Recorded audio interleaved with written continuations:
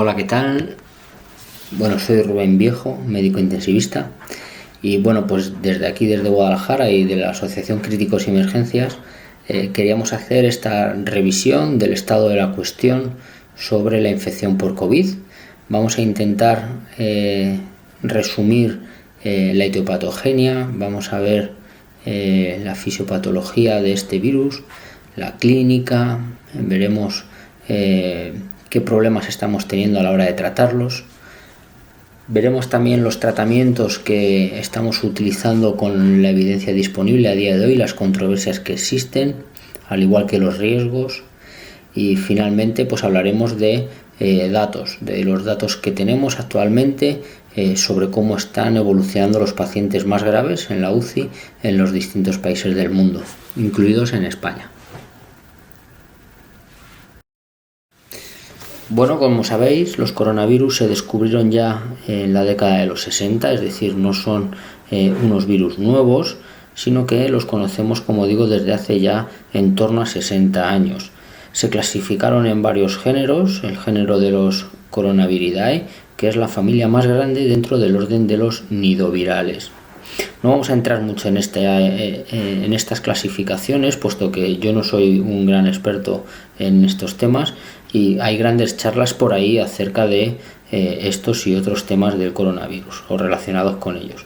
Pero bueno, dentro de la subfamilia de los Orthocoronavirinae se incluyen 4 géneros, alfa, beta, gamma y delta, y de estos los que más relevancia van a tener para nosotros son los alfa y beta. Los alfa coronavirus, aunque puedan parecer desconocidos, no lo son, ya que estos alfa coronavirus son causantes de infecciones del tracto respiratorio superior y que generalmente ocasionan más o menos entre el 10 y el 30% de los cuadros catarrales banales que tenemos a lo largo del año o en periodos estacionales de, como digo, cuadros catarrales en invierno. Y luego tenemos los beta coronavirus, que estos ya son unos virus que van a afectar principalmente al tracto respiratorio inferior, que producen epidemias y que pueden evolucionar hacia neumonías y distrés respiratorio y por lo tanto poder desencadenar incluso la muerte del paciente, ¿no? Aquí incluimos el SARS-CoV-1 o el MERS, que habréis oído hablar de ellos ya. Ahora hablaremos un poquito más de ellos. Como decía, en los últimos 20 años son 2 coronavirus los que aparecieron siendo altamente patógenos para el ser humano. Uno fue el SARS-CoV en 2002, que se centró en Guangdong, China, y otro de ellos muy conocido fue el MERS o el distrés respiratorio de Oriente Medio, que focalizó principalmente, más en otros países, pero principalmente en Arabia Saudí. El tercero de ellos acaba de aparecer en 2019, diciembre de 2019, en Wuhan, China, y son los 3 coronavirus que han producido, como digo, estas infecciones graves con un elevado número de pacientes afectados. Los coronavirus generalmente son zoonosis que proceden de algún animal en concreto previa a la infección al ser humano. Incluso puede haber algún huésped intermedio, también animal, antes igualmente de infectar al ser humano. Todos estos coronavirus utilizan una forma de entrada en el huésped. Es característico del SARS-CoV la interacción con el receptor AC2, con el receptor de la enzima conversora de la angiotensina 2, y en el caso del MERS o del distrés respiratorio de Oriente Medio, la utilización de el dipeptidil dipeptidasa 4 para entrar en la célula huésped, ¿no? Como digo, hay hospedadores naturales, principalmente derivan del murciélago, pero también hay otros que pueden ser el reservorio del germen. Bueno, hasta noviembre de 2019 fueron 2 las grandes epidemias que había provocado el coronavirus, como habíamos dicho. o varios coronavirus. En 2002 se describen casos de neumonía típica grave en la provincia de Guangdong, en China, ¿verdad? Esta nueva enfermedad se conoció con el nombre de síndrome respiratorio agudo grave, el SARS, y se identificó un beta coronavirus, SARS coronavirus, y por tanto SARS-CoV. Bueno, el SARS-CoV infectó, fijaros, a 8.100 pacientes o personas, de los cuales fallecieron 774, en torno a un 10% de mortalidad, y una tasa de contagio por persona infectada de entre 2 y 5. Bueno, aquí ya se hablaba de hospedadores primarios, o donde nace el virus, que se achacó al murciélago como el portador inicial, y luego unos periodos de incubación de 2 y 10 días hasta los 14. Más adelante, o 10 años más adelante, apareció en 2012 otro síndrome respiratorio, en este caso del Oriente Medio, el MERS, que ocasionó una gran epidemia, como digo, en aquella zona, afectando a 2.500 personas, pero lo relevante de esta epidemia fue que produjo una mortalidad de 862 personas, y esto, la tasa como tal de mortalidad fue mucho mayor que el SARS-CoV-1, una tasa de mortalidad del 35%. Bueno, nos centramos ya en el COVID-19. En enero, el día 5 de enero, la Organización Mundial de la Salud hace un llamamiento sobre el conocimiento de 44 casos de pacientes con neumonía de una etiología desconocida, ¿de acuerdo? Y que ya alertaban sobre que esto podía ser una nueva infección. Es en enero 15 días más tarde, el 23 de enero, cuando una editorial en el JAMA nos alerta de la posibilidad de no ser esto un resfriado común, sino que esto es algo más grave, una infección más grave, y que todavía no sabemos la repercusión que va a tener. Bueno, eso fue el 23 de enero, y evidentemente el número de casos fue aumentando de forma exponencial día a día, y es el 11 de marzo, 2 meses más tarde, prácticamente del primer llamamiento, cuando se establece la pandemia por la propia Organización Mundial de la Salud. A día de hoy es a estas horas es día 1 de abril de 2020, a las 11:30 de la noche, pues tenemos confirmados 3.300.000 casos aproximadamente, con una mortalidad de 237.000, en torno al 8,5-9% aproximadamente de mortalidad de este virus. Y lo que sabemos es que está afectando, bueno, pues prácticamente a todo el mundo, ¿no? 187 países a nivel mundial. En cuanto a las muertes por países, pues tenemos que Italia se han registrado 28.000 muertes, en Reino Unido 27.000, Francia 24.000, al igual que España en estos momentos, etcétera. Y en cuanto a lugares donde mayor casos confirmados ha habido, pues ha sido en Estados Unidos, 1.100.000 en estos momentos, España 213.000, Italia 207.000, 178.000 para Reino Unido, etcétera. Bueno, en cuanto a la estructura del coronavirus, lo que hay que saber es que el coronavirus es un ARN virus de cadena simple, y presentan una morfología pues esférica, ¿no?, a ojos de microscopía electrónica. Los coronavirus son virus con una envoltura que está constituida por una bicapa lipídica, y eso es lo que le hace de especial importancia o relevancia el lavado de manos, ¿no? Y que es derivado esta membrana, esta bicapa lipídica de la célula huésped. Además está formado por una estructura viral formada principalmente por proteínas estructurales, glicoproteínas, asociadas a la membrana. Las más importantes van a ser, bueno, pues estas que podéis ver aquí, y dentro de ellas pues ha tenido un papel protagonista o principal la proteína S, o la proteína Spike, que va a ser la que va a interactuar con la célula huésped, con ese receptor AC2, para la propagación y la infección de el virus en el cuerpo humano. En cuanto a los mecanismos de transmisión, se está hablando mucho de ellos. Lo que sabemos es que la vía respiratoria, a través de la inhalación de gota gruesa, vía respiratoria, es el mecanismo principal de contagio. Aproximadamente una distancia de seguridad de 1 metro, 1,5 metros es la zona roja o la zona caliente donde podían depositarse esas gotas, aunque por supuesto los fómites están teniendo un papel principal en la diseminación de esta enfermedad. Existen otras teorías, como la presencia de gotas en suspensión mucho más pequeñas que las anteriormente comentadas, que podrían permanecer en el aire y que a través de corriente de aire podríamos ingerirlas, aunque esta teoría todavía está por confirmar, si bien ya hay algunos estudios que la pueden avalar o apoyar. Pero como digo, los fómites están siendo también un mecanismo de transmisión bastante importante de esta enfermedad.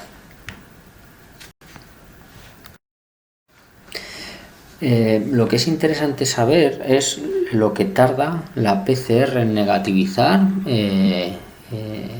en las pruebas que se nos están haciendo.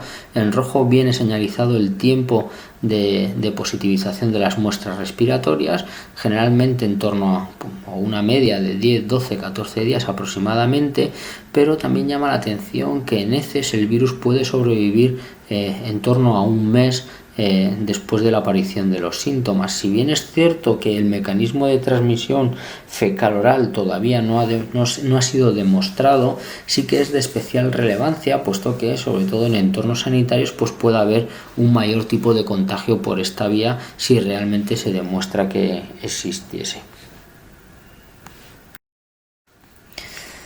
Además, se ha visto carga viral en distintos fluidos corporales, no solamente en los respiratorios, ¿no?, con un elevado porcentaje en todos ellos, sino también en otro tipo de muestras, como pueda ser en la lágrima. También se ha visto en heces, como he dicho, también se ha visto en la sangre, evidentemente, y no se ha visto ni en orina ni tampoco en fluidos corporales. En cuanto a la patogenia, es importante recordar la estructura de este virus que tiene esta morfología circular, que presentaba esas glicoproteínas interesantes en su membrana, de las que destacaba esa glicoproteína S, que va a ser la que va a interactuar con la célula huésped, ¿de acuerdo? Y donde se están estudiando pues distintos bloqueantes para intentar neutralizar esa unión y por tanto que no pueda infectar el virus a la célula humana. Hay otras más, ¿no? Proteína E, que va a ser importante para la infectividad del virus, proteína M, etcétera, y como todas ellas son target o dianas para intentar conseguir o alcanzar una vacuna o un tratamiento específico para esta infección.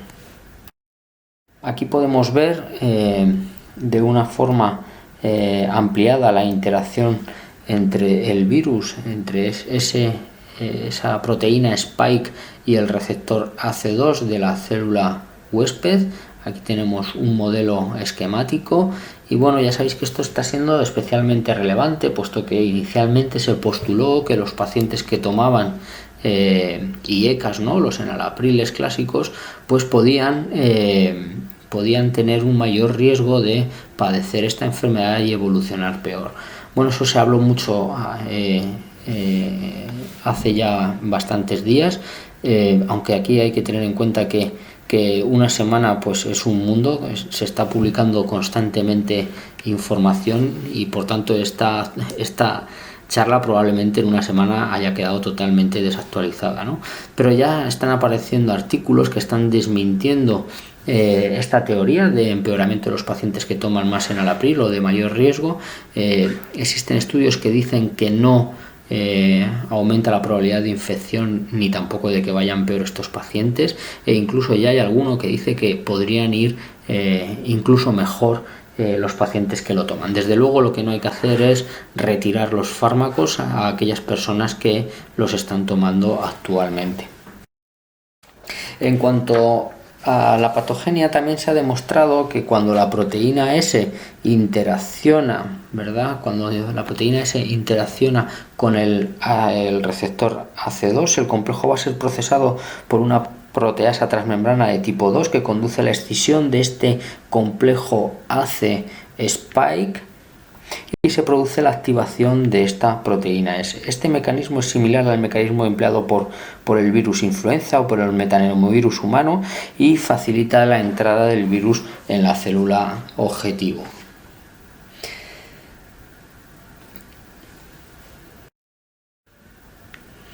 Bueno, el COVID ingresa a las células diana vía endosómica. La proteína S primero se une a la enzima conversora de la angiotensina, ese receptor AC2, formando el complejo AC2 virus.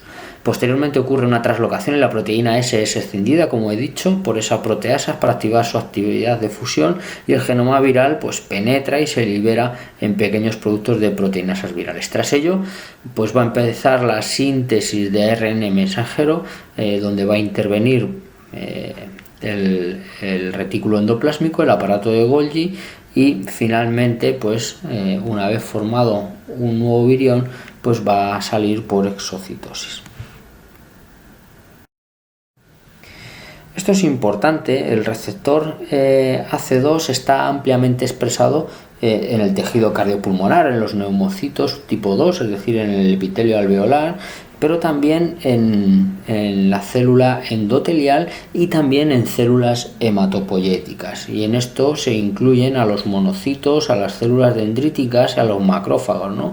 Definitivas células presentadoras de antígenos. Estas células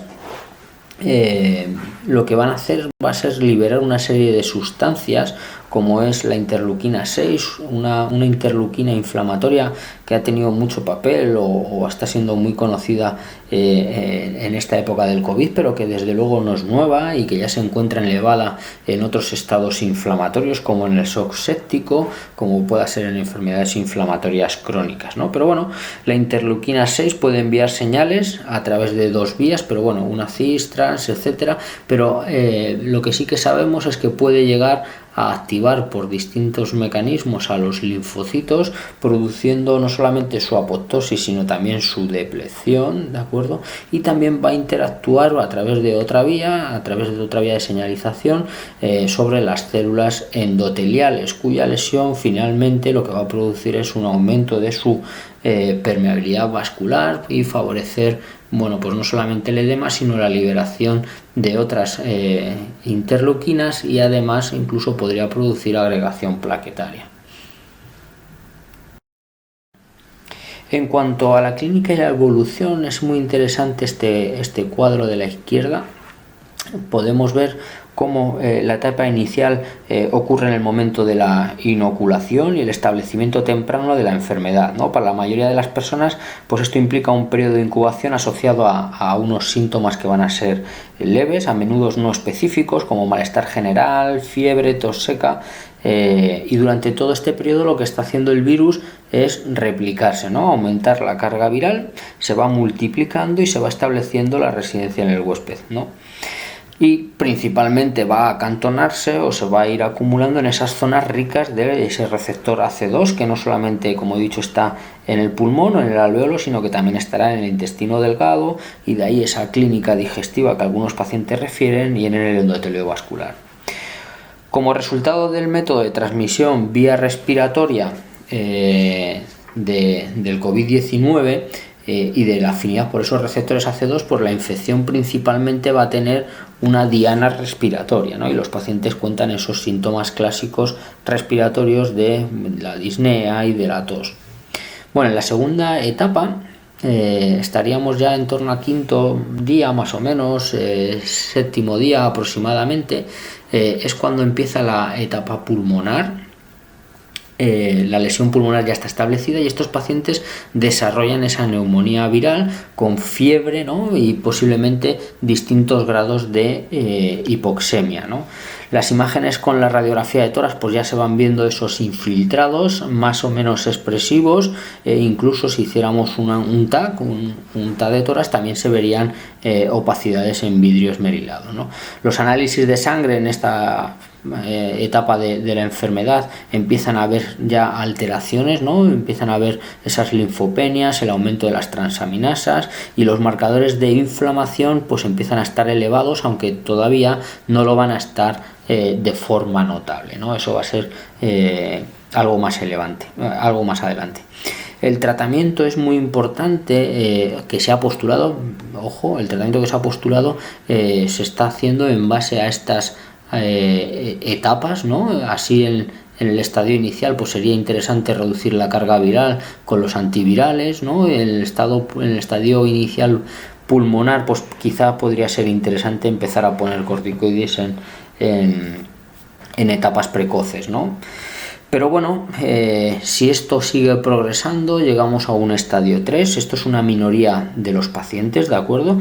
Es la etapa más grave de enfermedad pulmonar, que además se manifiesta con una respuesta inflamatoria sistémica masiva, ¿no? De tormenta de citoquímicas, que se ha hablado mucho, sobre todo inicialmente, y que luego matizaremos. Y en esta etapa ya los marcadores de la inflamación sistémica están francamente elevados, ¿no? La infección por COVID va a producir esa disminución de los linfocitos T, no solamente de los CD4, de los linfocitos helper, sino también supresores y de los reguladores, ¿no?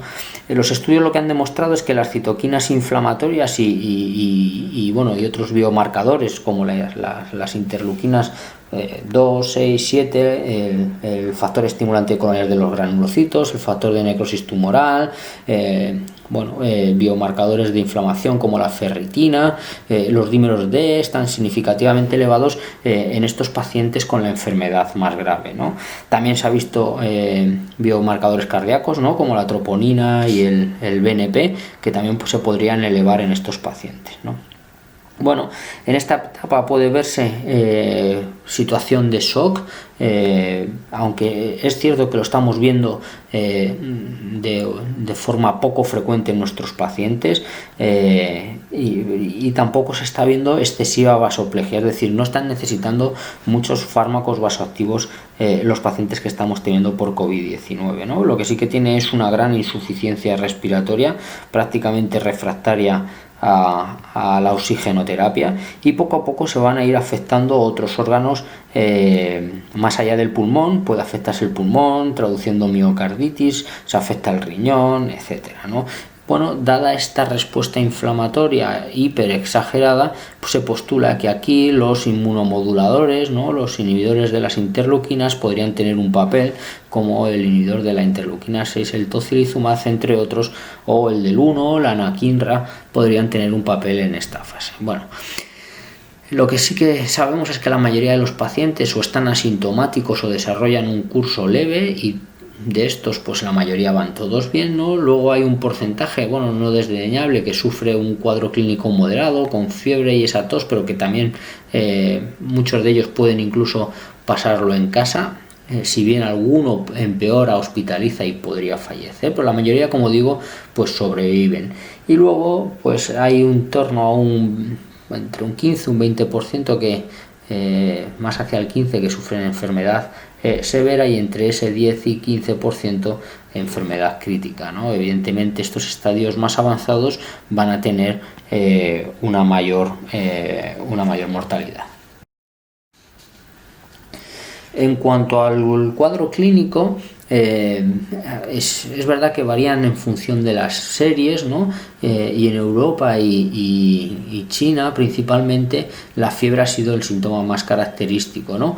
Pero en Estados Unidos es cierto que ha habido algún reporte por ahí de casos en los que no era tan frecuente la presencia de fiebre. Sí es en nuestro medio, prácticamente todos los pacientes tienen fiebre, la mayoría van a tener una tos seca y la fatiga o la disnea también está presente en un 40% de los casos. Esta es la tríada más característica, pero ojo, porque también hay pacientes que vienen contando fiebre con tos productiva, tos expectorante, y no por eso debemos de descartar la infección por COVID. Existen otros síntomas más característicos, característicos pero menos frecuentes, como pueda ser los síndromes o síntomas gastrointestinales, ¿no? Como la presencia de náuseas, vómitos, dolor abdominal, la diarrea, ¿no? Y esto se debe como consecuencia, como digo, de esa presencia de receptores AC en el tracto digestivo. Y se están viendo también síntomas neurológicos, ¿no? Como la anosmia, ¿no? Los pacientes pierden el olfato, pierden el gusto, la ageusia, etcétera. Y esto todavía no se tiene muy claro de por qué se tienen estos síntomas, puesto que a nivel del sistema nervioso central no existen estos receptores AC, ¿de acuerdo? Hemos hablado un poco de los cuadros o de la evolución de los pacientes. También se ha descrito cómo evolucionan estos pacientes una vez que tienen la enfermedad. La mayoría de los pacientes pues suelen tener un curso de la enfermedad evolutiva de menos síntomas a más síntomas. Otros de ellos empiezan con unos cuadros moderados de enfermedad y poco a poco se van recuperando, ¿verdad? Y van mejorando. Pero hay unos poquitos de los pacientes que la expresión de la clínica es muy llamativa, muy exagerada, con un cuadro hiperagudo, con una hipoxemia severa y que requieren el ingreso o el manejo de vía aérea rápido y el ingreso precoz en la UCI. Esto también ha sido claramente descrito. En esta serie de pacientes en China, de los sobrevivientes, supervivientes y de los no supervivientes, lo que se ve es que desde el principio, desde el día 1, los pacientes tenían fiebre, también presentaban tos, esto es muy característico. Sin embargo, la disnea aparece de una forma más tardía, ¿verdad? Empiezan los síntomas sistémicos, luego los síntomas ya de afectación pulmonar. Bueno, generalmente si los pacientes que ingresaban en la UCI ingresan en torno al día 12 aproximadamente, y por lo tanto sobre el día 9 y 10 es donde está la clave de estos pacientes hacia la evolución favorable o finalmente hacia el empeoramiento con la aparición de fracaso renal, afectación cardíaca o infecciones secundarias que ya se han visto asociadas al COVID, pero también pueden ser debidas a infecciones nosocomiales en la propia UCI, ¿de acuerdo? Hasta que finalmente el paciente fallece en torno al día 19 aproximadamente, un poquito antes en algunas otras series, pero bueno, prácticamente la evolución es prácticamente la misma, como digo. Sobre esta enfermedad se ha descrito el presentar un componente inflamatorio cuya máxima expresión ha sido denominada tormenta citoquímica. Además asocia un componente de hipoxemia en distinta forma de expresión, es decir, en distinto grado de expresión, de severidad, y además hay un aumento de los D-dímeros que traducirían fenómenos trombóticos como consecuencia de una endoteliopatía presente en estos pacientes, aunque en alguna ocasión podría manifestarse como o en forma de hemorragia. Bueno, en función de la severidad de esta infección por COVID, esa liberación de citoquinas sería pues leve, moderada o grave o severa, con un mayor aumento de esas citoquinas inflamatorias en función de los estadios y una clínica más llamativa en los casos graves. Sea como fuere, la infección por COVID está teniendo una repercusión multiorgánica. El principal órgano dañado va a ser el pulmón, como consecuencia de esa presencia de los receptores COP en los neumocitos tipo 2 en el epitelio alveolar, y se expresa en los distintos grados de insuficiencia respiratoria que estamos viendo, ¿no? También a nivel cardíaco están presentes estos receptores y se manifiesta en forma de miocarditis, así se ha descrito, a nivel del endotelio vascular con fenómenos trombóticos, como hemos dicho anteriormente, pero es curioso cómo en algunas zonas corporales o órganos como en el cerebro, donde no existe esos receptores ACE, pues se están describiendo convulsiones, cefaleas, ictus en pacientes que presentan COVID, y sin embargo, como digo, no existen estos receptores en el sistema nervioso central, al igual que no se justifica todavía esa incapacidad para oler o esa pérdida del olfato, o anosmia, al igual que la pérdida del gusto. La ageusia también está muy descrito en el COVID, o también la alteración de las transaminasas, ¿no? La afectación hepática es característica y sin embargo no existen estos receptores AC2.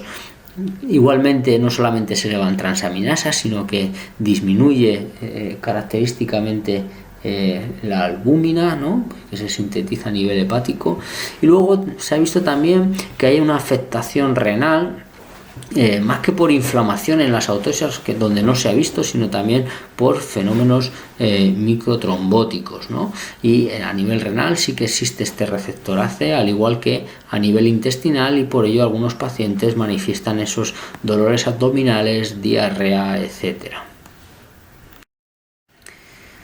Bueno, llegamos a lo que a mí más me ha gustado o más me gusta, es lo que más he echado en falta y lo que tenía ansia de conocer, y son los resultados anatomopatológicos de las autopsias de estos pacientes que por desgracia han fallecido.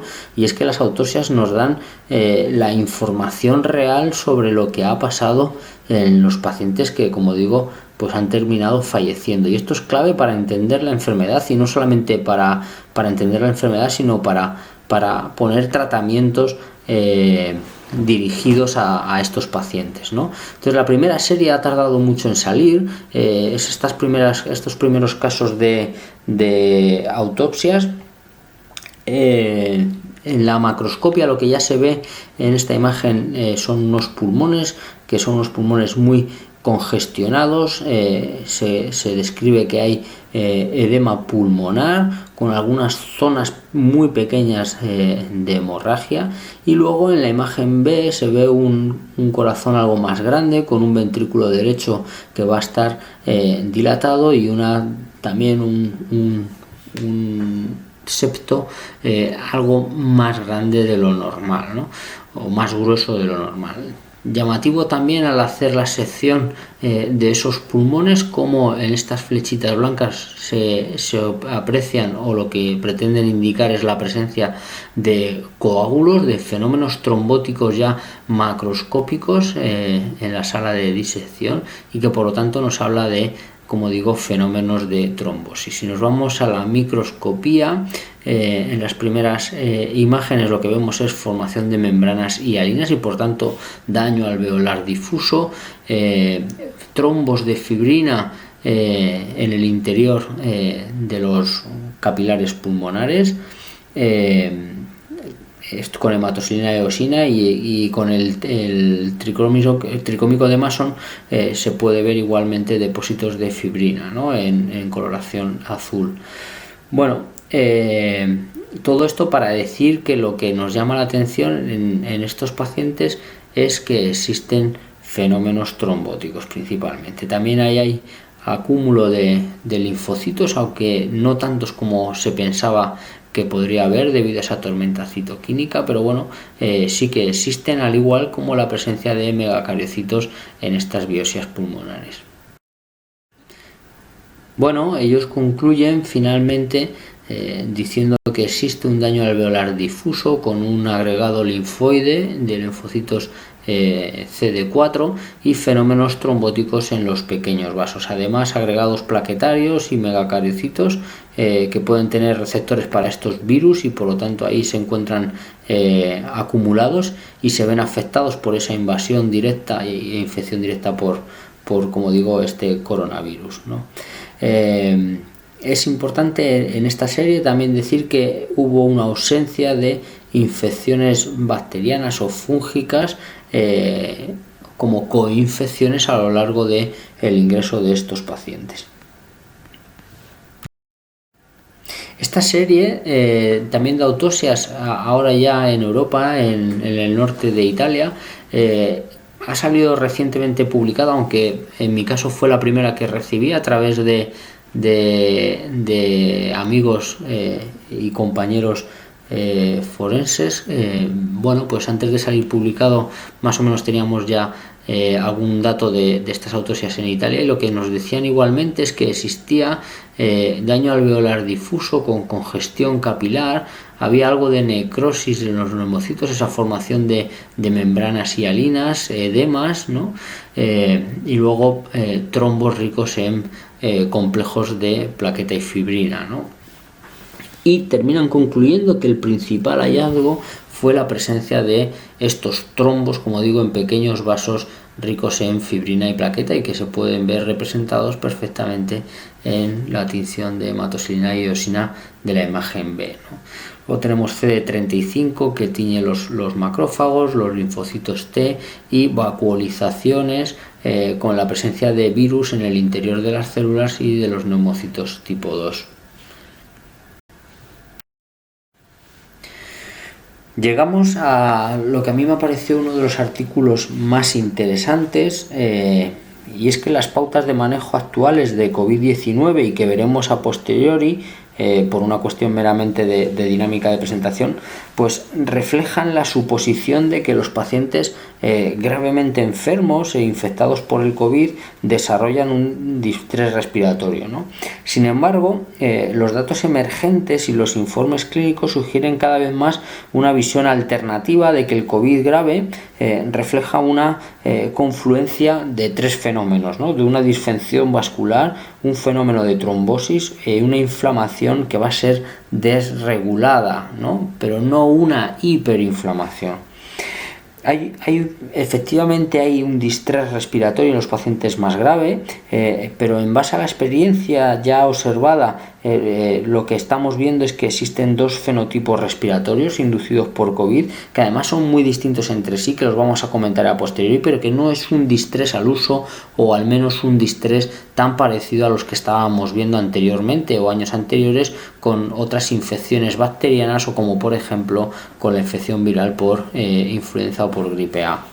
Entonces, lo que nos hablan en este artículo principalmente es que esa inflamación de la que se ha descrito, de tormenta citoquínica, bueno, pues que quizá tampoco lo está siendo tanto, ¿no? No existe tanta tormenta citoquínica. De hecho, lo que nos dicen es que al medir los niveles de interleuquina 6, pues en distintas series van de 25 hasta 125 picogramos por mililitro, pero que estos hallazgos contrastan claramente con niveles de interleuquina 6 en otros distrés típicos que ya conocemos, y que esos niveles de interleuquina 6 pueden llegar, fijaros, hasta de 282 hasta 1618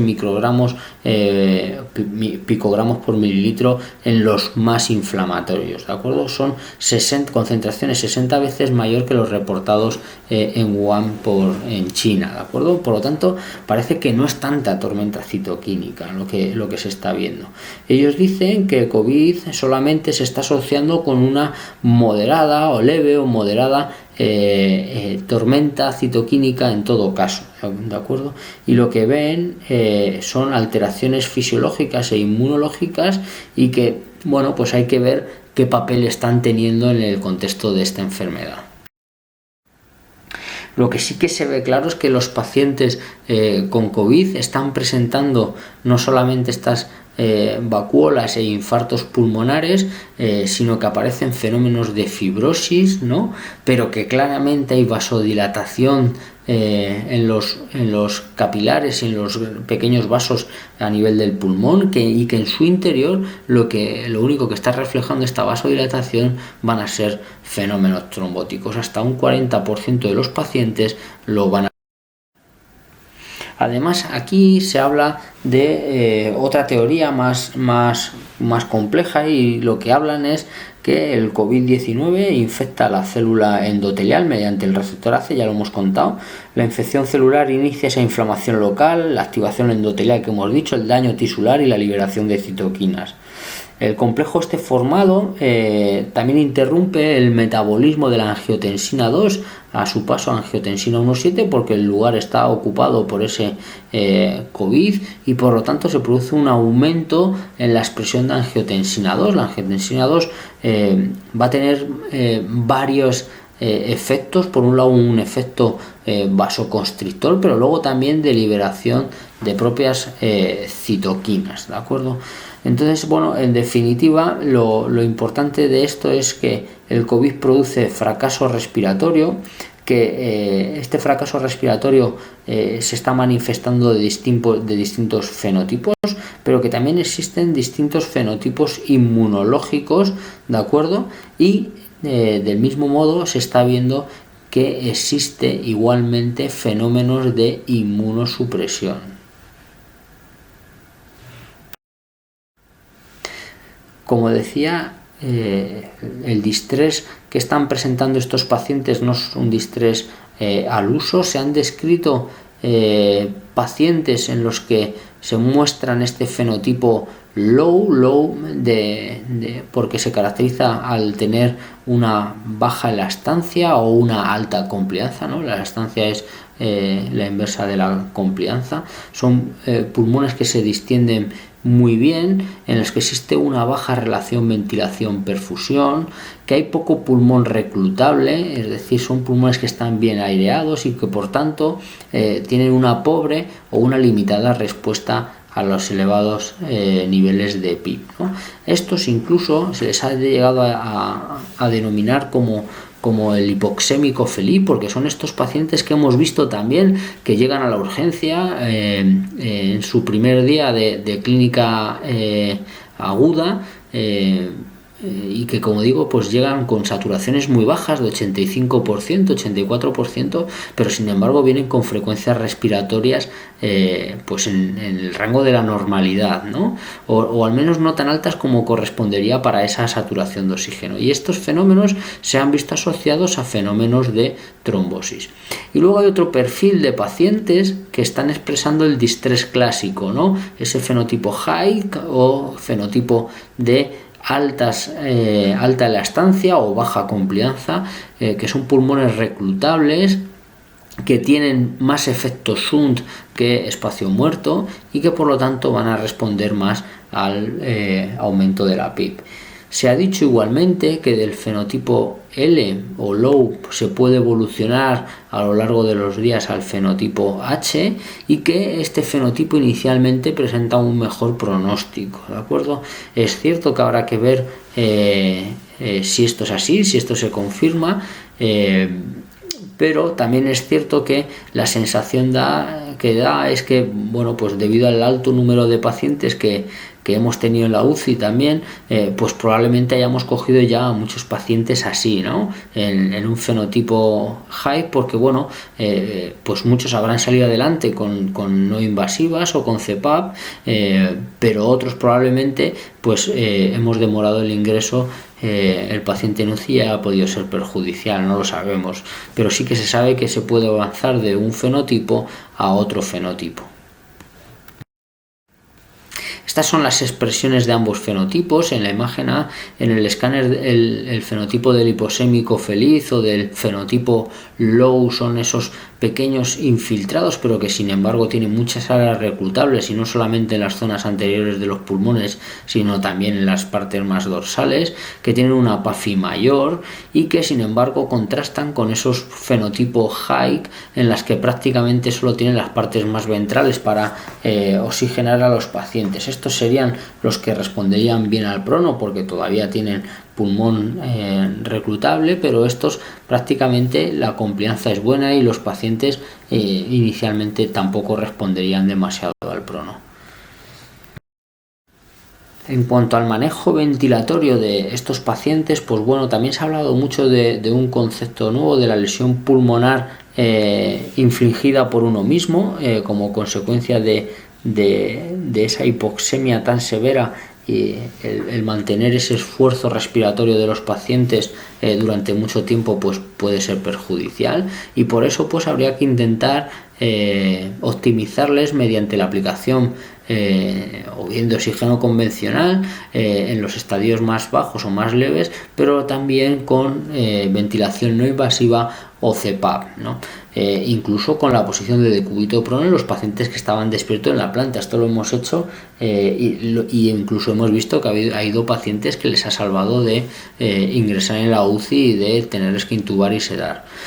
En cuanto a qué dispositivo o qué método de oxigenación mediante no invasiva utilizar, si CPAP o no invasiva, CPAP o BiPAP, es importante saber que para entenderlo pues debemos de saber que cuando no podemos optimizar más la FiO2, si lo queremos mejorar ese índice de oxigenación, pues tendremos que optimizar el segundo componente del numerador, ¿no? Aumentar la presión media en la vía aérea, ¿no? Bueno, pues lo que sabemos es que en el modo BiPAP nuestra presión media en la vía aérea pues va a ser inferior que si nosotros colocamos una CPAP continua, una CPAP de 15 o de 20 centímetros de agua para estos pacientes, ¿verdad? Entonces es este el motivo por el cual los pacientes inicialmente se ven beneficiados de utilizar CPAP. La presión media en la vía aérea va a ser mucho mayor que si utilizamos BiPAP, por lo tanto mejoramos el segundo componente del numerador del índice de oxigenación y los pacientes podrían mejorar teóricamente. Pero a veces los pacientes no van bien y hay que intubarles. Se ha dicho que demorar la intubación puede ser perjudicial para los pacientes y hay que hacerlo en un estadio temprano. Eso se ha dicho o se dijo al inicio, teniendo en cuenta datos de otras neumonías y de otros distrés en otro contexto. Sin embargo, ya empieza a haber más dudas e incluso se está hablando que estos hipoxémicos felices que decíamos del fenotipo low, pues quizá haya que tener paciencia y mantener esa hipoxemia permisiva. Incluso ese concepto ya ha sido utilizado, pero bueno, como digo, es difícil, la frontera no está claramente establecida. A uno efectivamente le da o tiene verdaderamente claro cuándo intubar a un paciente porque le ve que utiliza musculatura accesoria o tiene 40 o 50 respiraciones, lo hemos visto, ¿no? Tiraje intercostal, aleteo nasal, pues evidentemente eso nadie tiene duda. El problema está en estos pacientes pues que están ahí con entre 25 y 30 respiraciones, que saturan entre el 89-93% y bueno, pues no sabes en qué momento el paciente va a claudicar, ¿no?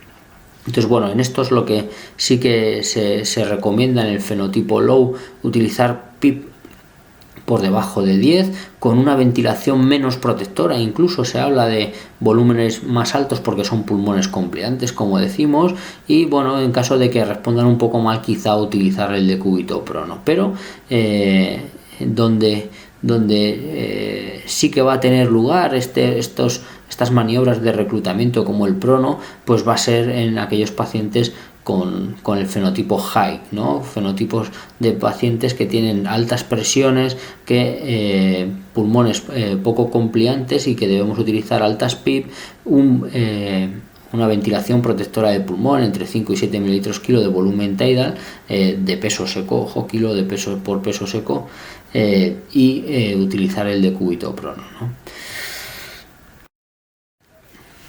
Muy interesante el algoritmo de manejo respiratorio en base al trabajo respiratorio, también en base a la driving pressure, ¿no? Esa diferencia de presiones entre la meseta y la PIP aplicada, y en función de estas respuestas vamos a ir utilizando un volumen tidal más protector o menos protector, y los distintos escalones en medidas cada vez pues más agresivas para intentar oxigenar a estos pacientes. Bueno, eso es el manejo respiratorio, pero en el resto de manejos lo que sabemos principalmente es que las guías de práctica clínica, que han sido muchas las que se han editado, y aquí me falta una que me hubiera gustado poner, que ha salido hace poco, que son las británicas, pero prácticamente lo que añaden es más confusión. Fijaros lo que nos dicen las guías de práctica clínica en cuanto al uso de agentes vasoactivos en caso de shock. Pues bueno, en esto siempre va a haber acuerdo, ¿no? La noradrenalina la sugieren las guías de la Survival COVID-19, también la Organización Mundial de la Salud. En cuanto a la terapia restrictiva de fluidos, pues también es recomendada por la Survival más la OMS más las guías australianas y neozelandesas de cuidados intensivos. Y bueno, en este caso también hay que decir que quizá incluso hayamos pecado de una estrategia demasiado conservativa, ¿no? en los pacientes, o conservadora en los pacientes con COVID. Hemos visto que los pacientes hacían fracaso renal, gran parte por COVID, pero también yo creo que se ha visto influenciada por una terapia extremadamente restrictiva que hemos mantenido con estos pacientes para no sobrecargar o congestionar más esos pulmones, ¿no? Pero es cierto que la sensación que da también es que recuperaban bien los que tenían que recuperar. En cuanto a dispositivos de no invasiva, se sugiere cierto beneficio del alto flujo, principalmente por evitar la aerosolización con el uso de la ventilación no invasiva, con BiPAP principalmente, aunque ya hay algún trabajo por ahí que discute esto de la formación de aerosoles con este tipo de dispositivos, puesto que dicen que si hay un buen sellado no deben de aerosolizar más que otro dispositivo. Hay también bastante consenso en cómo ventilar a estos pacientes, ventilación protectora del pulmón principalmente, presiones bajas hay que intentar mantenerlo, y si para ello tenemos que utilizar volúmenes más bajos, pues así se hace, ¿no? También hay un consenso a utilizar algo más de PIC de lo anormal, ¿no? Por encima de 10 centímetros de agua, incluso 15 nos dicen los australianos. Se sugiere también a favor del decúbito prono. Bueno, pues más o menos no hay mucha discrepancia en cuanto al tratamiento habitual que utilizamos en la UDI. El problema es con los tratamientos que estamos empleando en el COVID, ¿no? Si uno lee las guías de la Survival, nos dice que en los pacientes con distrés sugiere poner corticoides. En las guías del CHES americanas no hay una recomendación ni a favor ni en contra. La Organización Mundial de la Salud dice que no lo hagamos de forma rutinaria.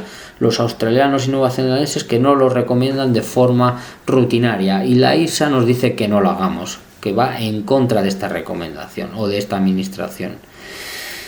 Bueno, pues a ver qué guía seguimos, ¿no? Seguimos con terapia empírica antimicrobiana, pues esto parece que sí que hay más consenso para evitar la neumonía asociada a ventilación mecánica. El control de temperatura pues tampoco supone un tratamiento mayor, pero nos vamos a antivirales, ritonavir, lopinavir. Survival COVID-19 nos dice que bueno, pues que habrá que ponerlo. CHES ni sugiere a favor ni en contra. Australia dice que no recomienda de forma rutinaria su uso, y la ISA dice que bueno, pues apoya el escenario ideal, ¿no? Solamente en el contexto de un ensayo clínico que haya sido aceptado por un comité ético, ¿no? Otros antivirales no se recomiendan en la Survival, no se hacen recomendaciones en las guías del CHES. Interferón no hay una recomendación sobre ellas en el COVID, en la Survival sepsis, y tampoco se recomienda de forma rutinaria en las guías australianas. Hidroxocloroquina, ¿no? Que este también lo hemos utilizado bastante, pues no se recomienda en la Survival sepsis, sugieren a favor de ponerlas las guías del CHES, no se recomienda de forma rutinaria en las guías australianas, y solo en el contexto de un ensayo clínico nos dicen las guías de la ISA. Tocilizumab no se sugiere ni a favor ni en contra, no se recomienda de forma rutinaria y utilizar en el contexto de un ensayo clínico. Bueno, como veis, inmunoglobulinas, plasma de convaleciente, bueno, como veis, es difícil tomar decisiones, incluso yendo en contra de recomendaciones por algunas organizaciones.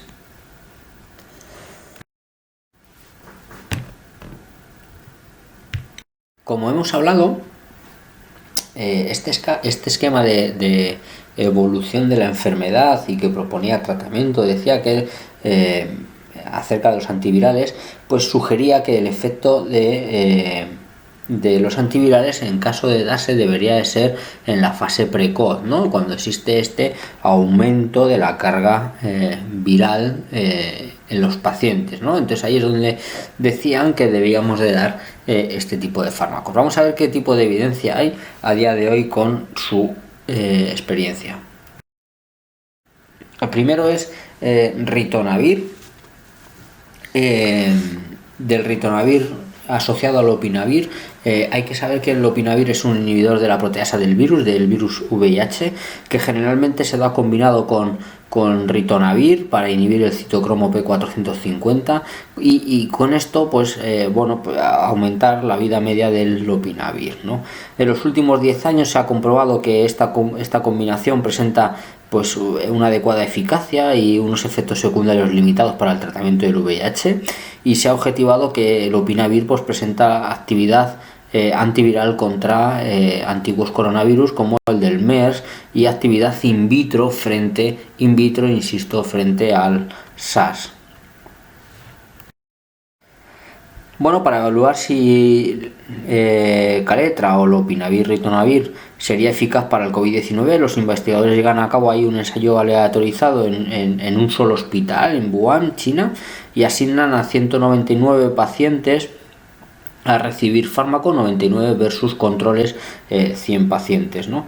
99 frente a 100 en pacientes que ya tenían una neumonía que es confirmada radiográficamente, que tienen una saturación de oxígeno por debajo del 94% y que van a recibir o bien ritolopi versus no recibir este fármaco. Lo que se ve es que no hay diferencia significativa en cuanto a la mejoría clínica. La mediana fueron 16 días y tampoco hubo una disminución en las concentraciones de ARN del COVID-19 en los hisopos de faringe obtenidos en los pacientes, ¿no?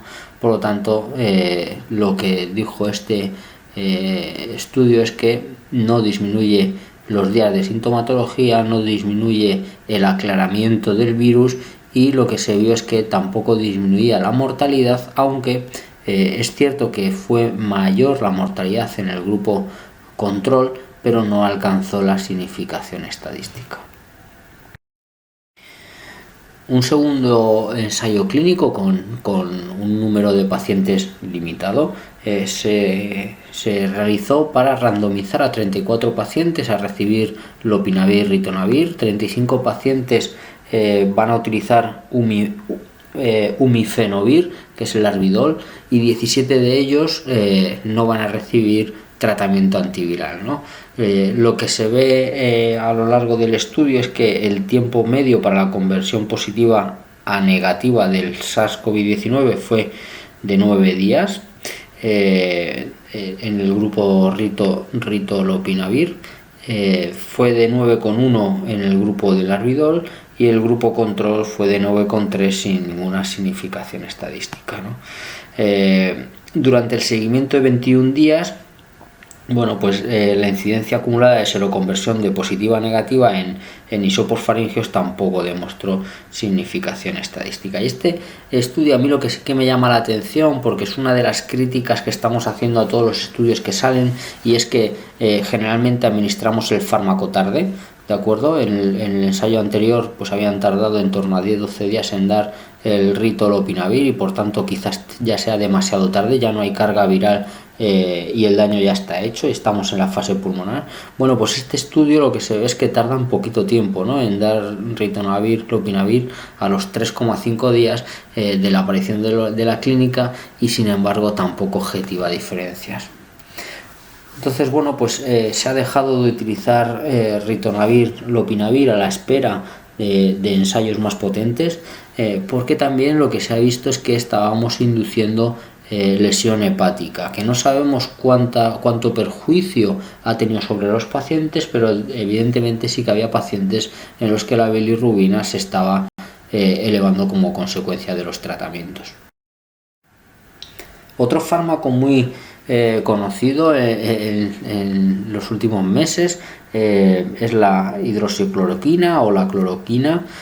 Bueno, este fármaco, como digo, se ha hablado mucho, es un fármaco que se utiliza principalmente para tratar la malaria o como profilaxis de la malaria, y también para el tratamiento de enfermedades inflamatorias crónicas como el lupus o la artritis reumatoide.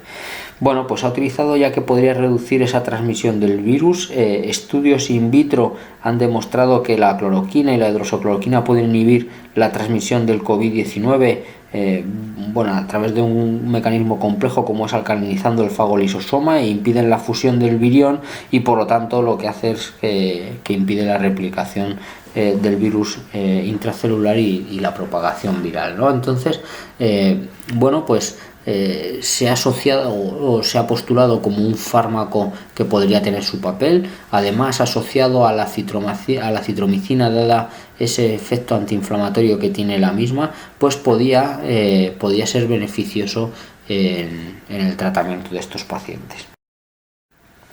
Bueno, inicialmente la desesperación en China hizo que una carta al editor, sin más, alertase del posible beneficio de la cloroquina en disminuir casos graves de neumonía y mejorar radiológicamente a los pacientes, además de permitir un aclaramiento precoz del virus. Bueno, incluso animan a incluirlo en nuevas guías de tratamiento allí en China, debido a sus propiedades antivirales y antiinflamatorias. Tras ello, a los pocos días sale una revisión sistemática, dices, bueno, a ver de qué, si no hay estudios, y se publica, pues incluyendo lo que veis aquí, ¿no? 6 artículos, uno de ellos es una carta narrativa, que es esta, un estudio in vitro, un editorial, un artículo de opinión de expertos y 2 guías de práctica clínica, ¿no? Bueno, y 23 estudios que están en marcha. Entonces, lo que con esto nos dicen es que hay evidencia preclínica de efectividad y de seguridad de la cloroquina. Bueno, pues con esto empezamos a poner cloroquina a todos los pacientes. Llegaron los estudios franceses, el estudio de los 2 estudios famosos del profesor Raoult. Esto es lo que nos decía en un primer estudio con una N bueno, pues muy pequeña, ¿no? De 30 pacientes. Lo que nos decían es que había una reducción de la carga viral a los 6 días, incluso antes de los 5 días, de todos los pacientes a los que se les administró hidroxicloroquina más acitromicina. Hubo también una disminución de la carga viral a los pacientes a los que solamente se les administró hidroxicloroquina, y por lo tanto mucho menor, o se veía un aclaramiento menor del virus en los pacientes que no recibían fármaco, ¿no?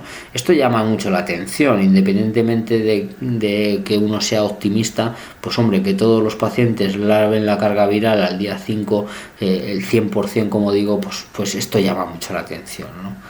Y luego a los pocos días ellos publican un segundo trabajo, ¿no? En 80 pacientes, y ven cómo esa carga viral pues igualmente disminuye con la combinación de hidroxicloroquina acitromicina. Bueno, este segundo estudio, aunque más grande, no tenía brazo control, pero bueno, y además los criterios de inclusión y exclusión pues estaban descritos de una manera quizá confusa, ¿no? Pero bueno, el caso es que estos estudios han dado pie a que empecemos a poner este fármaco de forma generosa a todos los pacientes. Y además hizo que incluso desde la política se hicieran llamamientos a utilizar este tipo de fármacos y a requisar estocajes por ahí en distintas industrias. Y aquí quería aprovechar para decir que todo lo que se habla y todo lo que se escribe, independientemente de la evidencia científica o la calidad metodológica que tiene en época de crisis sanitaria, por decirlo así, tiene una repercusión enorme. E incluso se publicó en JAMA algo muy curioso hace muy poquito, perdón, esto es en Lancet, no, en JAMA, correcto, hace muy poquito, como cuando se empezó a hablar de la hidroxicloroquina, empezaron a subir los pedidos en Amazon y en páginas como eBay para obtener el fármaco, ¿no? Incluso cuando empezó a bajar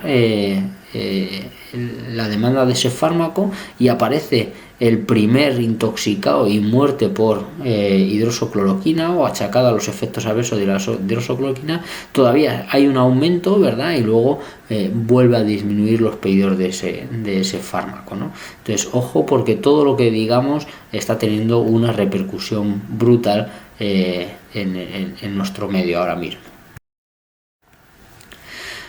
Otro estudio de hidroxicloroquina en Estados Unidos, lo que hacen es aleatorizar a pacientes al grupo de hidroxicloroquina, hidroxicloroquina más acitro, y no dar ninguno de los dos. Pues fijaros lo que se ve en este estudio con una N también pequeña, es que la mortalidad fue del 27,8 en el grupo de hidroxicloroquina, del 22 en la combinación y del 11,4 en aquellos en los que no se utilizó ningún fármaco, y además fue estadísticamente significativo este resultado.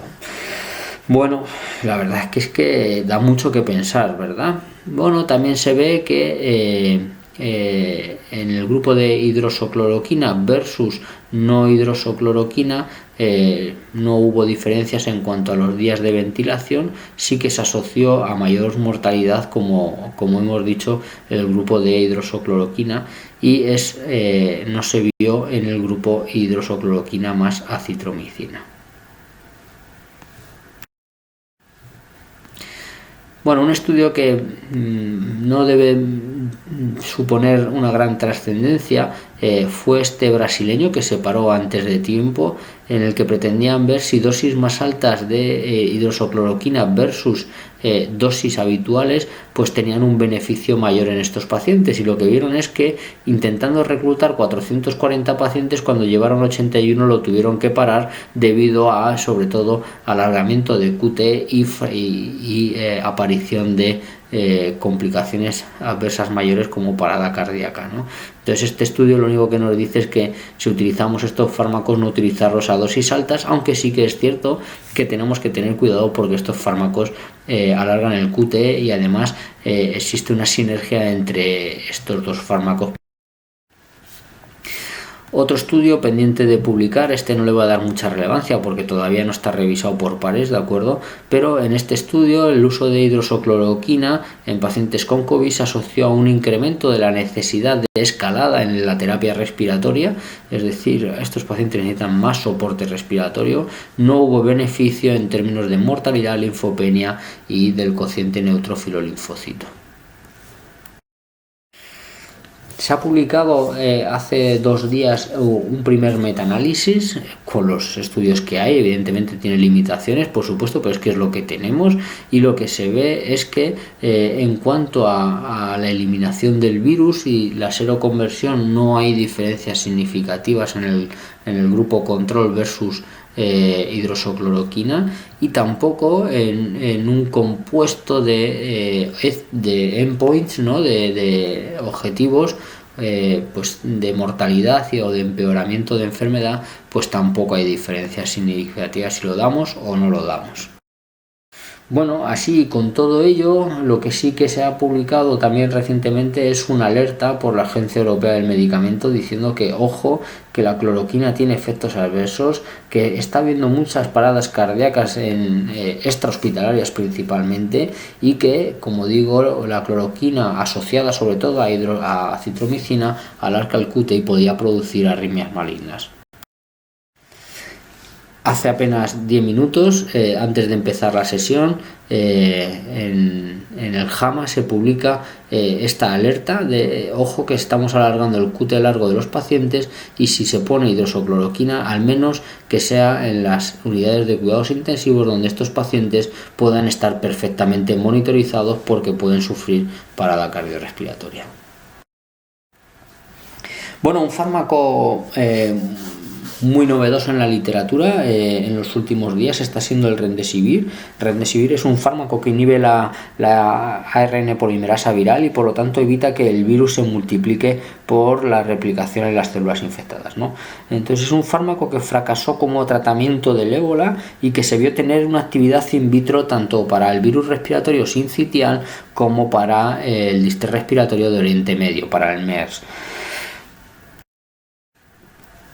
Salió un estudio que la verdad ha supuesto una caída en las acciones del New England, al menos por mi parte, un estudio con muchas dudas metodológicas, éticas y morales, yo creo, pero bueno, este estudio lo que hacía era administrar de forma compasiva Remdesivir a los pacientes con un COVID muy severo, ¿no? Pero ya cuando uno empieza a leer el artículo, pues está viendo que todo el estudio está dirigido por una empresa farmacéutica, ¿no? Que además es la que se va a encargar de recoger todos los datos y de monitorizar todo el programa, el paquete estadístico, el análisis, además de seleccionar a los pacientes, ¿de acuerdo? Y ellos mismos escribirán el paper, ¿no? Entonces llama la atención cómo con toda la gente que está teniendo COVID-19 en su expresión de severidad o de gravedad,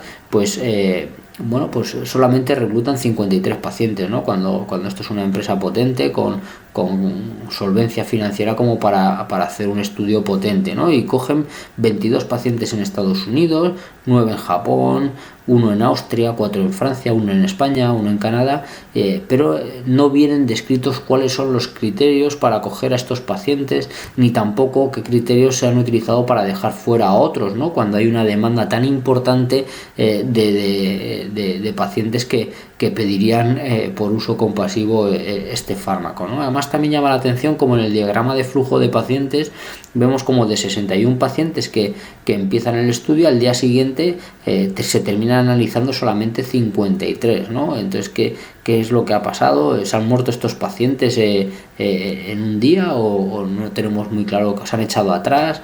Bueno, pues no entendemos muy bien qué es lo que ha pasado con esos pacientes, pero es un 10% de la muestra, algo más de un 10% de la muestra. Luego llama la atención de los pacientes de los datos que nos dan, es que dan datos de conceptos o de variables muy generales, pero no nos están dando variables importantes propias del COVID-19, ¿no? No nos están hablando de niveles de ferritina, de interleuquina 6, de LDH, de los dímeros D, ¿no? Que sabemos que todos estos se asocian a pronóstico, es decir, no sabemos si los pacientes que han incluido en este estudio tienen buen pronóstico o malo, no hay ningún dato o ningún score de gravedad propio de la UCI, ¿no? No hay un Apache, no hay SOFA, etcétera, ¿no? Entonces, bueno, pues es que no sabemos si estamos tratando a pacientes que realmente merecen este tratamiento. Y bueno, lo que dicen ellos al final es que terminan mejorando de los pacientes graves, ¿no? Que requieren de terapia intensiva y ventilación mecánica invasiva, pues mejora el 56%.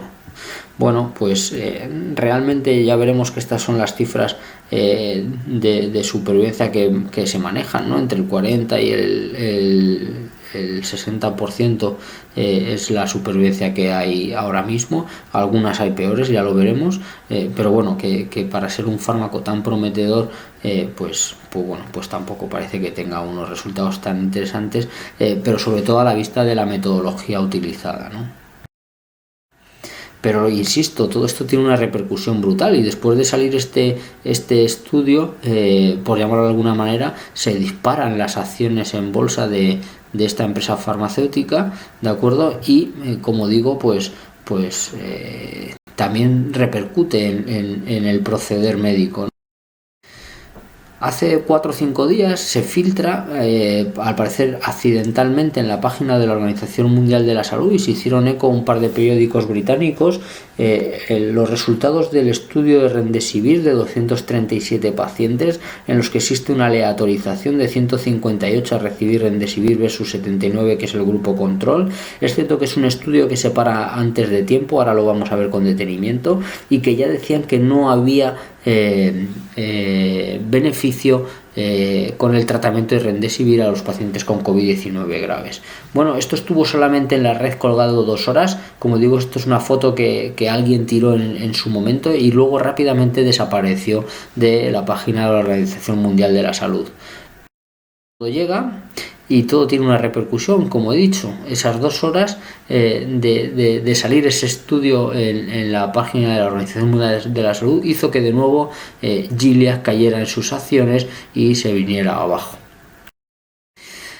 Anteayer salió publicado el estudio finalmente en el JAMA, y lo que podemos ver en este estudio es que no hubo diferencias en cuanto a la duración de los síntomas de los pacientes a los que se les administró Remdesivir, y tampoco hubo disminución en el aclaramiento o en la negativización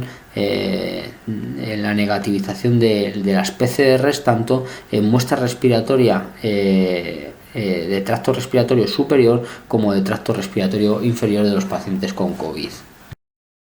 Además, tampoco existió diferencias en otras variables como pueda ser la mortalidad a los 28 días, tampoco ni precoz ni tardía, tampoco en términos de ventilación mecánica ni de estancia hospitalaria.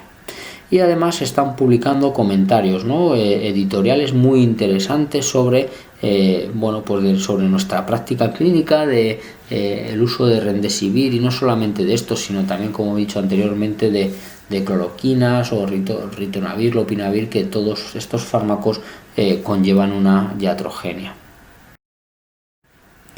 Con respecto a los corticoides, esto siempre es un tratamiento que genera mucho debate. Se podría esperar que los corticoides tuvieran cierto beneficio a dosis bajas durante la fase pulmonar, al afectarse esa inflamación al pulmón, y por lo tanto prevenir el escalar a esta fase hiperinflamatoria, y que cuando estuviéramos aquí, si llegáramos, quizá estas dosis bajas de corticoides podrían fracasar y ser necesarias dosis más altas, esto se basa, fijaros, en qué hay de corticoides en este tipo de patología, lo que se vio en la aplicación de corticoides en pacientes con distrés respiratorio en el MERS, en Oriente Medio, en COVID de síndrome respiratorio de Oriente Medio, el MERS, lo que se vio es que se asoció con un retraso en la eliminación o en el aclaramiento del fármaco, es decir, y tenía resultados inicialmente perjudiciales.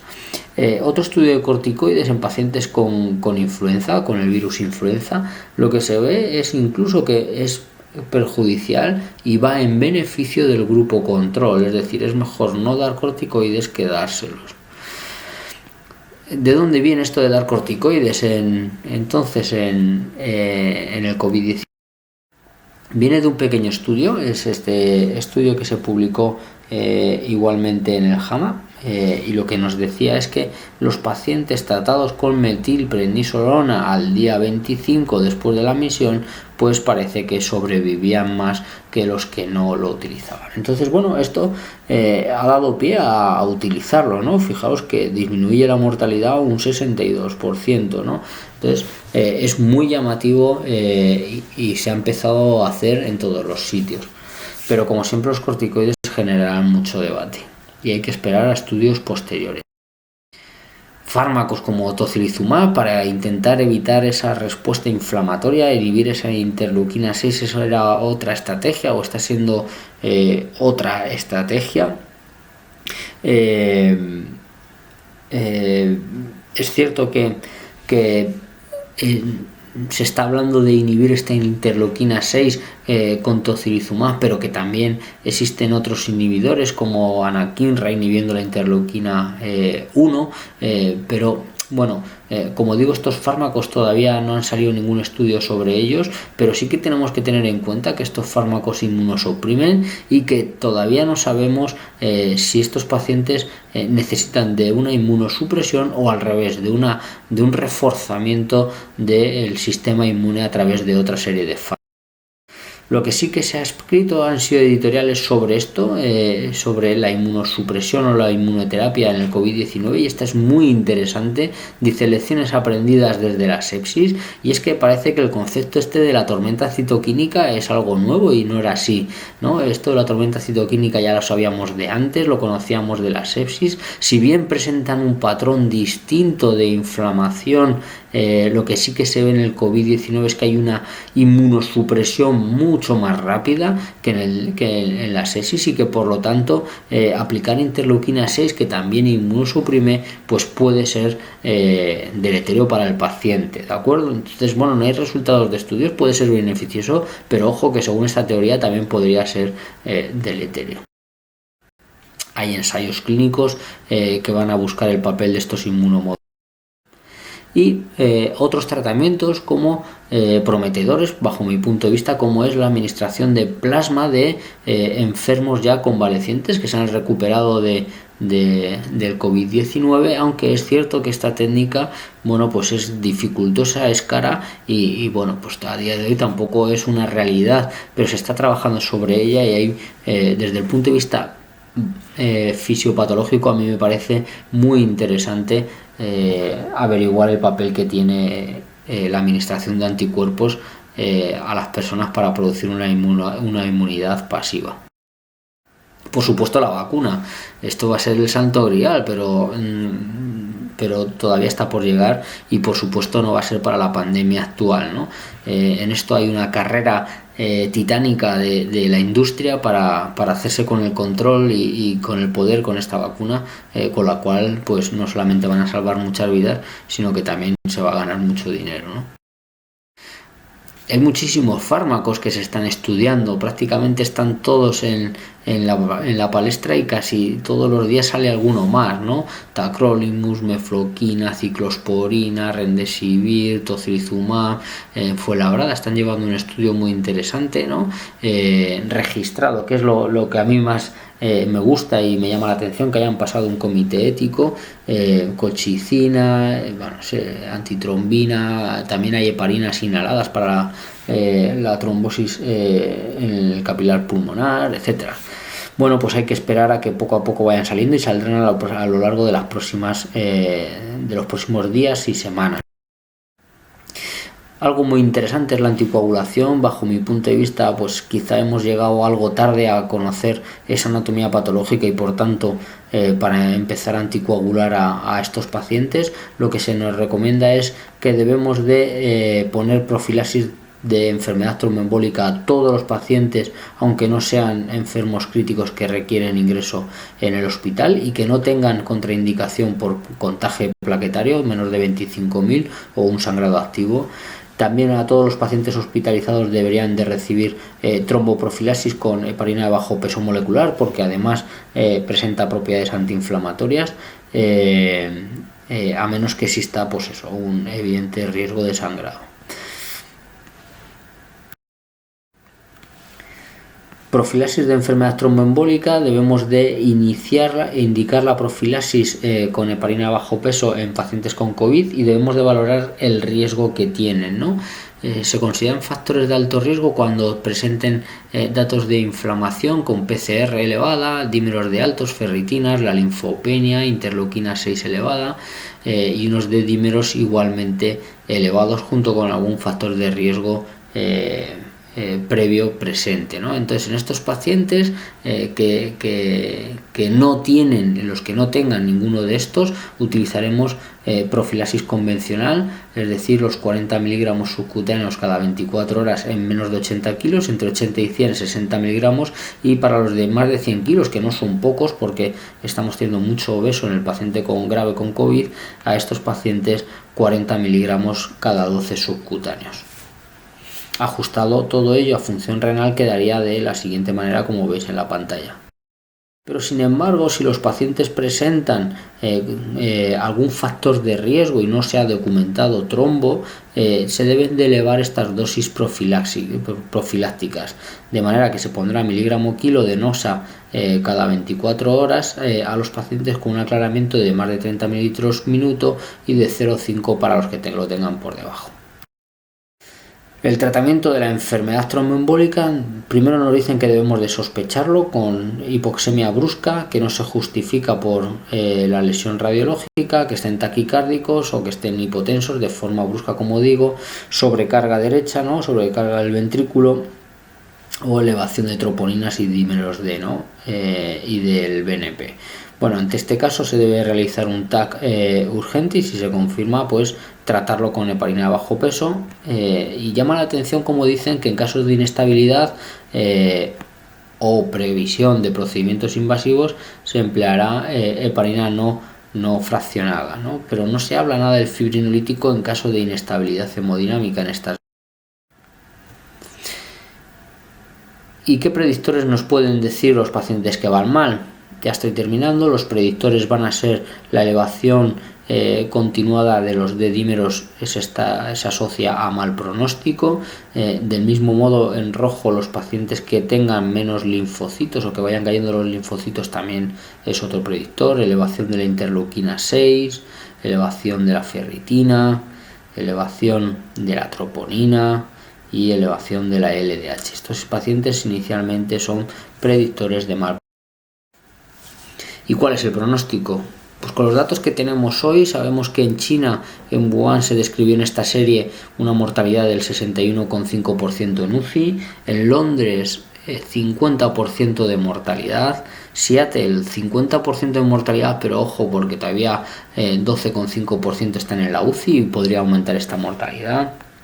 Washington 67% de mortalidad de los pacientes en UCI y bueno, estamos en Lombardía y en España, ¿no? Que decimos, bueno, tiene una mortalidad del 26% en Lombardía, pero ojo porque la mayoría de sus pacientes todavía están en la UCI, no han dado prácticamente altas en esta serie escrita, ¿de acuerdo? Y también hay que tener en cuenta que los pacientes que salen, pues los primeros son los que menos estancia tienen y probablemente estén aquí, y los que más se mueren suelen ser los que tengan estancia más prolongada y probablemente estén aquí.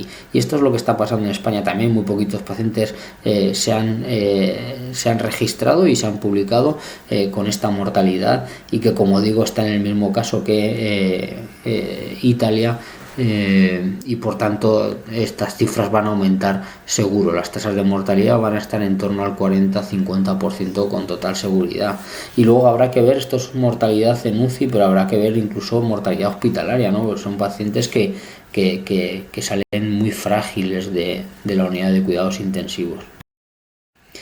El día 27 se publicó un informe de la Sociedad Española de Cuidados Intensivos muy interesante, en la que nos daban los datos que tenían ellos registrados de los pacientes ingresados en UCI con estos factores de riesgo cardiovascular, ¿no? Hipertensos el 32,8%, obesos un 29%, diabetes 23% y luego otros el menor porcentaje.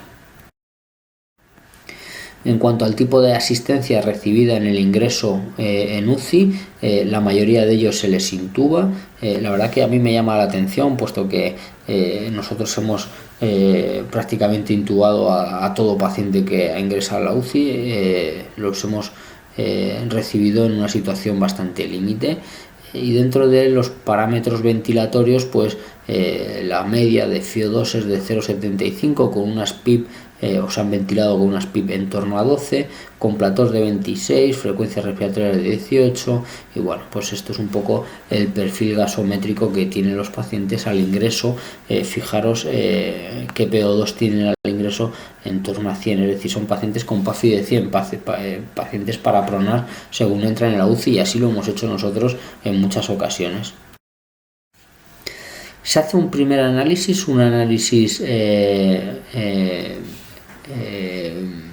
bivariable para ver si puede haber cierto grado de asociación, aunque no se ha hecho un análisis multivariable, pero es muy interesante. Ya vemos lo que ya se nos decía, que los pacientes más mayores pues se mueren más, y esto es significativo. Los pacientes más graves con un SOFA más mayor también se mueren más, también es significativo. No hay diferencias entre los hipertensos que decían por ahí o en la toma de IECA si se morían más o no hay diferencias. Parece que los que toman ARA2 incluso pueden sobrevivir algo más. Bueno, es muy pequeña la diferencia. Sí que vemos que si se eleva la LDH se mueren más, los que presenten fracaso renal al igual que los que presentan D-dímeros elevados. No se habla de ferritinas, no se habla de interleuquinas en este análisis. En cuanto a los fármacos empleados no hay diferencias, pero sí con respecto al tocilizumab. Han fallecido más en el grupo a los que se les ha puesto tocilizumab. Ojo, a ver qué pasa con esto. Y tampoco en cuanto a la terapia respiratoria, únicamente lo que se ve que los pacientes que fracasan al alto flujo y hay que intubarles, pues esos pacientes también parece que fallecen más, ¿no? Los pacientes que presentan shock al ingreso o presentan fracaso renal, pues también es algo bastante previsible que aumente la mortalidad. Bueno, estos son los datos que tenemos y muy para seguir trabajando en ellos. Y terminan diciendo que de los pacientes incluidos en el informe, que son poquitos, el 32% han sido dados de altas vivos de UCI. Eso no significa alta hospitalaria, ojo. 37, que es un 27,6%, han fallecido, y que todavía un 40% continúan ingresados, ¿no? Y esto probablemente aumentará la tasa de fallecidos, y de estos saltados de la UCI también, ojo, porque también pueden reingresar en la UCI y pueden aumentar la tasa de mortalidad. Bueno, esto es todo lo que os quería contar. No tengo muchas conclusiones, quiero que las saquéis vosotros. Yo lo único que sé es que no sé nada de esta enfermedad, que está siendo muy interesante de estudiar, pero que está siendo muy difícil saber lo que hacemos porque no tenemos claro cómo está actuando. Todos los días se describen nuevos síntomas o afectaciones orgánicas por el COVID.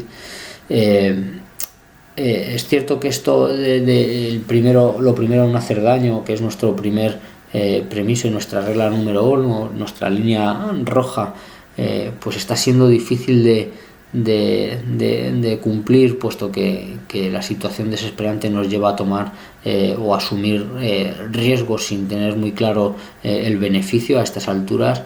Creo que ha llegado tarde la anatomía patológica y que debíamos de conocer antes a nuestro enemigo antes de habernos enfrentado a él.